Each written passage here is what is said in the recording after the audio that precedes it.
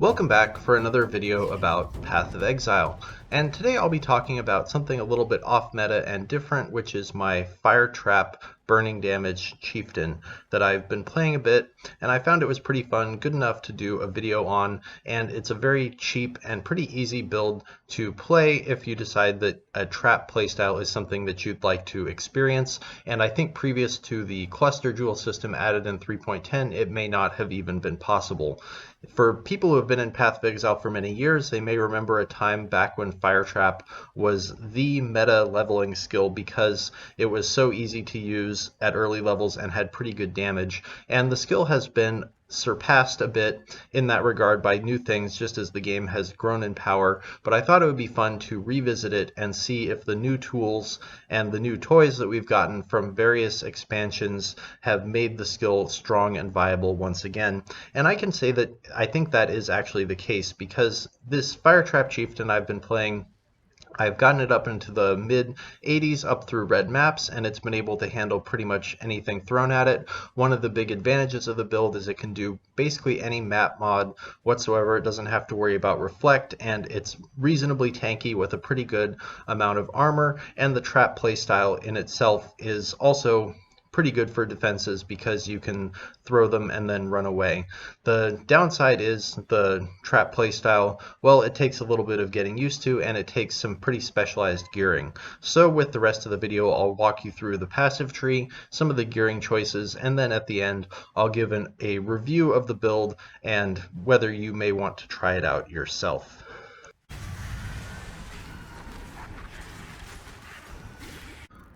One of the great things about the cluster jewel system is it's made it possible to get some attributes on characters that you otherwise wouldn't want to travel to that part of the tree. So a lot of the good quality of life nodes for traps are over here in the saboteur area where you get stuff like trap trigger area of effect and throwing speed, but now that you can get those on these medium cluster jewels, it frees up a lot of points and flexibility when making a build like this because Chieftain is really optimal for having a lot of burn damage, but you really don't want to have to travel all the way over to the shadow area, and now that's no longer a problem you have to worry about. So when leveling with this character, I rushed up through this center area. I was leveling with Holy Flame Totem and just got up to these fire damage nodes and this cluster jewel as quickly as I possibly could, and then came back down and filled in life nodes later on. But the core of the build is really in the cluster jewels because I'm getting some additional trap throwing speed from Guerrilla Tactics, Arcane Pyrotechnics in order to have easy access to Arcane Surge, something that's otherwise kind of difficult when playing with traps. Then I have Set and Forget for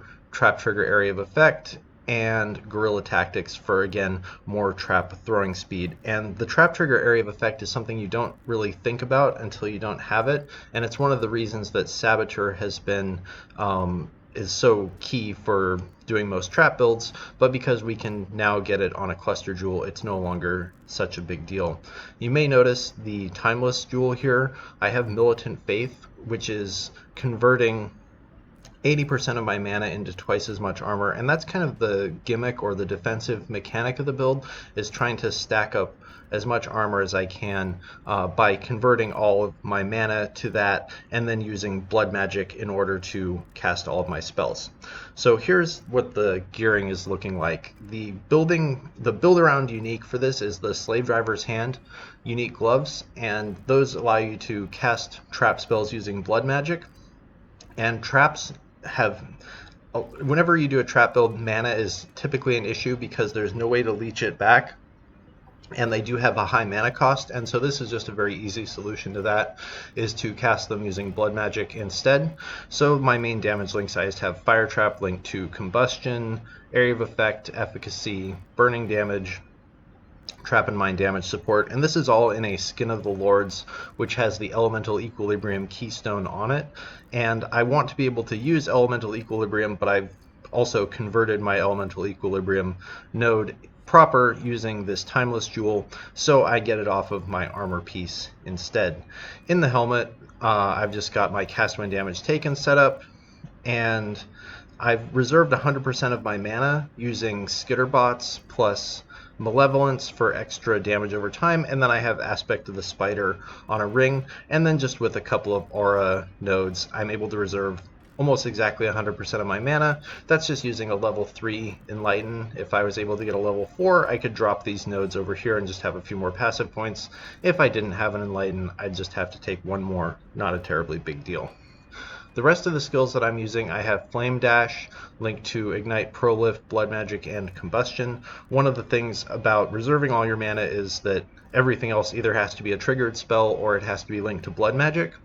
So my hope is that Flame Dash will occasionally ignite things and debuff their fire resist with Combustion, but that's really just an empty slot. I could probably swap in something else there if I had some other good gem to put in that place.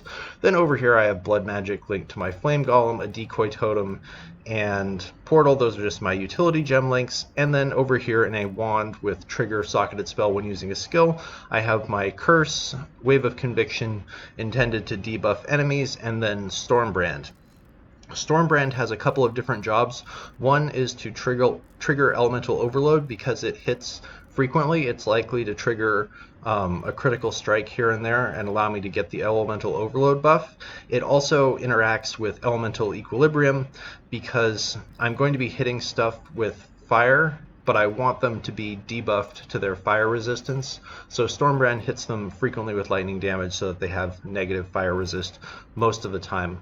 It's an imperfect solution because I'm also intermittently hitting stuff with Wave of Conviction to try and get fire exposure, but as long as Stormbrand has hit after Wave of Conviction has triggered, then I'll be getting both the effective exposure from Wave of Conviction plus the debuff of Elemental Equilibrium, and that's where a lot of the boss DPS comes from, and it's how I can get a burn of somewhere between 2 and 3 million with the Fire Trap. Something worth knowing about how Fire Trap works is there's actually 2 stacking damage over times you can get when you hit an enemy with it. On the one hand, there is the base fire damage per second you can see in the skill description. And then there's also the possibility of an ignite, which is off of just the base damage of the fire trap itself. And if the trap hits something that's already burning, it gets a bonus damage. You can see the 323 to 484 added fire damage against burning enemies. So in effect, if you throw multiple fire traps at something, you can be damaging it both with the burning ground and also potentially a very powerful ignite. So that's where the boss damage comes from. All that being said, what's the final verdict on the Fire Trap Chieftain? Well, it's definitely off meta, and that makes a lot of the really good gear for it actually very cheap and affordable, especially at this stage of the league a couple of weeks in, after some of the rare but not frequently used items have become pretty accessible to trade for. But that being said, it definitely is off meta for a reason. There's certainly never going to be any awards won for very fastest clear speeds, and it's not the tankiest character either. It's just kind of an in-between. It's pretty fast, it's pretty good for bosses, and it's okay for clear speed, so it's just kind of middle of the road.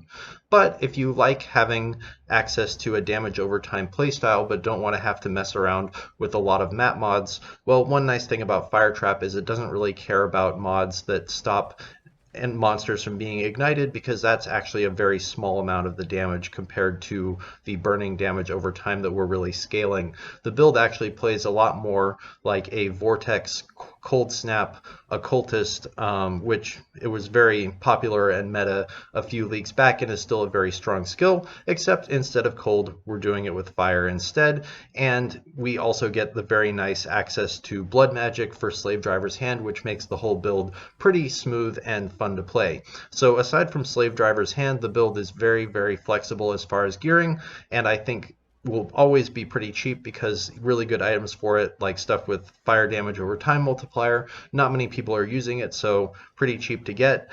So all that being said, I think as like maybe a second character of the league, if you just wanted something fun to play around with traps, this is a pretty good way to go. I'm not sure if I would league start with it because it is pretty gear dependent and cluster jewel dependent in order to feel good, but I had a good time playing it. Check out the description for the Path of Building, and I hope you are also having fun at this stage of the league in Path of Exile, and hopefully we'll see you in the next video.